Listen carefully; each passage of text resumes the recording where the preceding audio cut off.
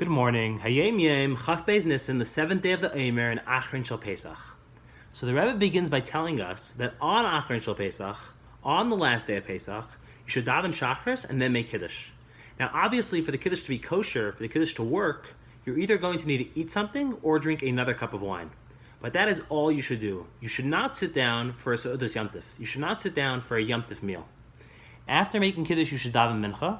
And only once you daven Mincha, then you should go home and have the Seudah Yom Tov. Then you should go home and have the Yom Tov meal. Now, in later years, the Rebbe was asked why in practice you don't see anybody doing this. And the Rebbe answered that first of all, the Frierdiker Rebbe did do this. And the reason why we don't do it, it's a chisaron da ezras nashim. The women are at fault. Women don't want the meal to start so late in the day, so they're at fault for making sure this didn't happen. Then the Rebbe tells us that generally on Shabbos we have 3 meals. Friday night, Shabbos morning, and Shabbos afternoon. And on Yom Tov, we only have 2 meals. But on the Yom Tov holiday of Achron Shel Pesach, the Ball Shem Tov used to have a 3rd meal then as well. And this 3rd meal was called MOSHIACH'S SEUDAH, the meal of Mashiach.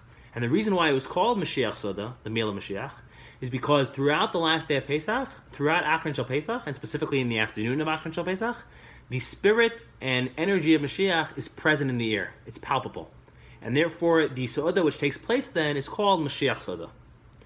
Now, the Chabad Yeshiva of Temchei Tmimim was founded in the year 1897. And the way meals would work is bochurim would go out to different people's homes, even on holiday, and they would share their meals with them. But in the year 1906, by Pesach, they arranged that for the holiday of Pesach, all the bochurim should eat together in the yeshiva. And the Rebbe tells us that the Rebbe Rashab, the 5th Chabad Rebbe, joined the bochurim for the 3rd meal on Achron Shel Pesach.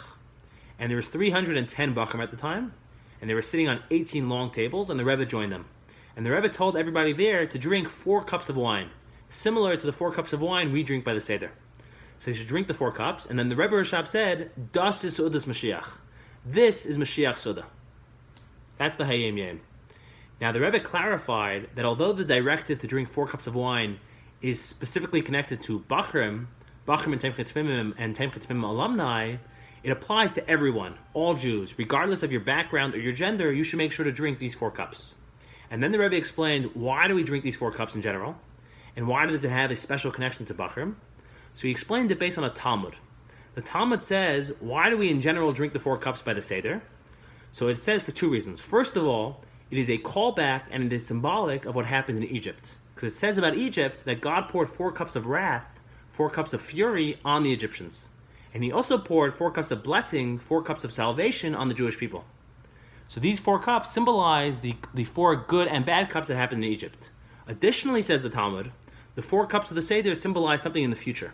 It says about Mashiach that God is going to pour 4 cups of wrath on the Jewish enemies, on our enemies.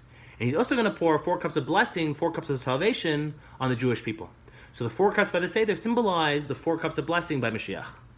So says the Rebbe, based on that, the 4 cups we drink by Moshiach's Seudah is symbolic of the 4 cups of blessing which is going to be poured when Mashiach comes.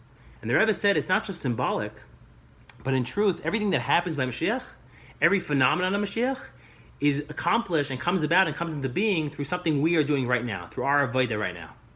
And therefore, through us drinking the 4 cups right now by Moshiach's Seudah, we are actually bringing Mashiach, we are bringing the 4 cups of blessing by Mashiach into being and making that happen.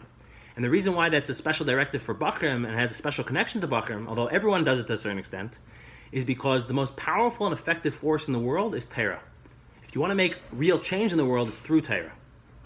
And because of that, to make the major change of Mashiach, the one to do that is someone who has a lot of Torah, a bocher who is devoted day and night to studying Torah, who has at his disposal the most powerful force and tool in the world, which is the Torah. He can bring about the powerful change and effects of Mashiach.